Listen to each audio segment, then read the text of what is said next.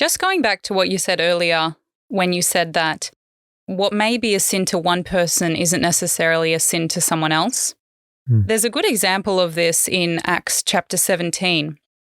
In verse 15, we find that Paul arrives in Athens, and it says that while Paul waited for them at Athens, his spirit was stirred in him when he saw the city wholly given to idolatry, which we know is the breaking of the second commandment, thou shalt not worship any graven images. Yep. Paul even says to the people, as I passed by and beheld your devotions, I found an altar with this inscription, to the unknown God. And he goes and preaches to them about, you don't know who you're worshipping. You're worshipping some graven image, but it's dead. It's a meaningless God. And he preaches to them, and then he says, and the times of this ignorance God winked at, but now commandeth all men everywhere to repent.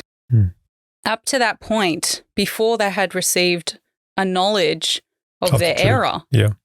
It was not accounted to them. Yeah, it was not accounted to them as living in sin, even though what they were doing was wrong. Absolutely. The people did not know, but the worshipping an idol was wrong. But once Paul presented the truth to them, then they were no longer in ignorance. But also, if you're neglecting the opportunities that God gives you to learn the truth, that is sin. And that's again how we see that the law judges the motives in the heart, because it looks at whether you actually desire, you have a love for the truth. Yeah. You know, Jesus also said some interesting things regarding this. In John 9, verse 41, after he'd healed Bartimaeus, and the Pharisees were seeking to entice him, and Jesus said unto them, if you were blind, you should have no sin. But now ye say, we see, therefore your sin remaineth. And again, we see the principle there of knowledge being required before God lays a sin against you. In John 15, he says a similar thing.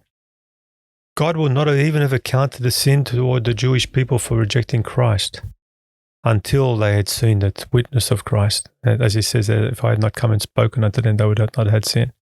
But when they saw his witness and his life and his teachings and the wonderful testimony his whole life was, there was no more cloak for their sin that they could hide behind.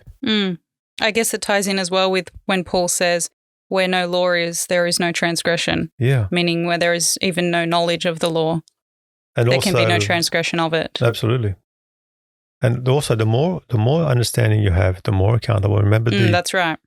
Remember the warning Jesus gave to the priests. He said that if you cause one of these little ones to sin, it was better that a millstone be tied around your neck and be cast into the deep.